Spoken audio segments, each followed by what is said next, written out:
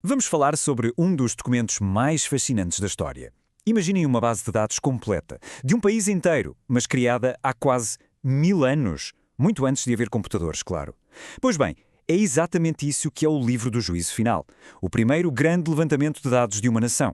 Vamos descobrir como é que isto foi feito e porquê. Tentem pôr-se no lugar de Guilherme, o Conquistador. Estamos em 1066, a Batalha de Hastings acaba de ser ganha e ele é o novo rei de Inglaterra. Ótimo, mas e agora? Tem um reino novo, cheio de gente que não o conhece e que muito provavelmente não gosta nada dele? Como é que se consegue governar um sítio assim? A nossa história arranca em 1066, com a conquista, mas é quase 20 anos mais tarde, em 1085, que Guilherme toma uma decisão verdadeiramente radical, uma decisão que iria mudar para sempre a forma de governar um país. Então vamos lá ver em detalhe os desafios que Guilherme tinha pela frente. É que não bastava ter a coroa na cabeça, era preciso controlar o território na prática. O rei tinha vários problemas gigantescos para resolver. Primeiro, o controlo.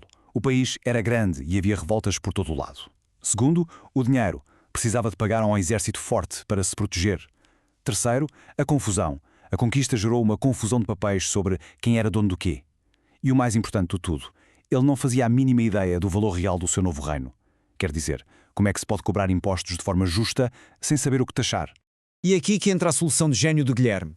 Ele decidiu fazer algo que nunca tinha sido feito naquela escala. Um inventário completo a toda a Inglaterra. O método foi incrivelmente sistemático.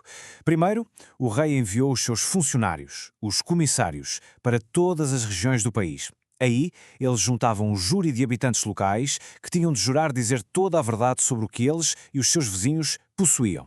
Depois, toda essa montanha de informação foi levada para ser organizada e compilada.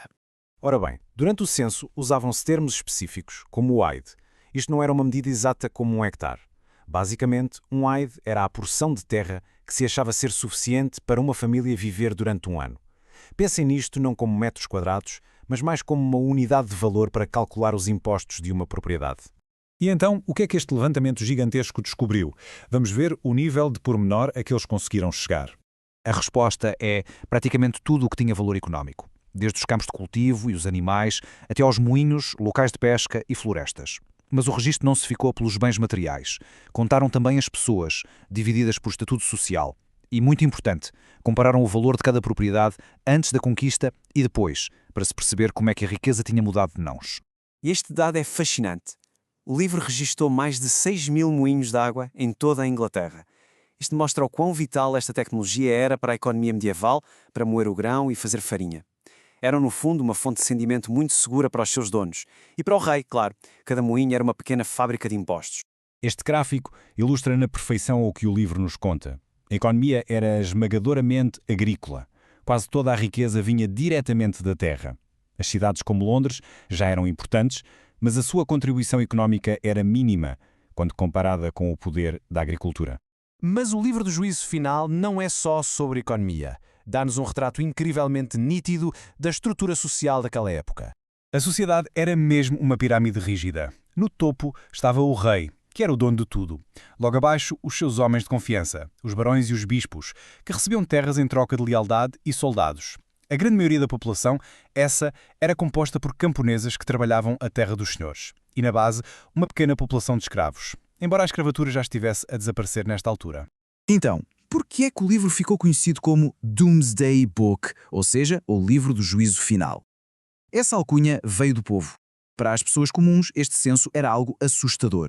A decisão dos funcionários do rei sobre o valor das suas terras e os impostos a pagar era final, não havia recurso. Era como o julgamento divino no fim dos tempos. Inapelável.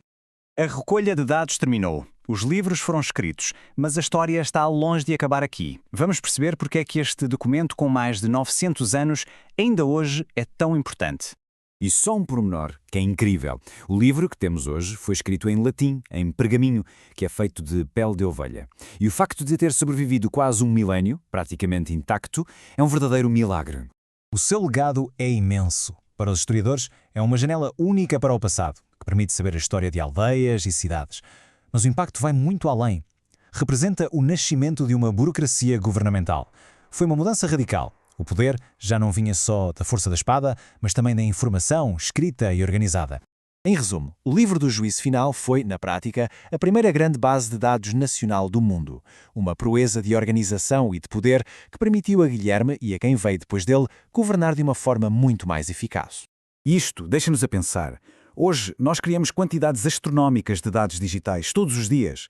O que será que os historiadores do ano 2900 vão pensar de nós quando analisarem o rastro digital que estamos a deixar? Fica a pergunta no ar.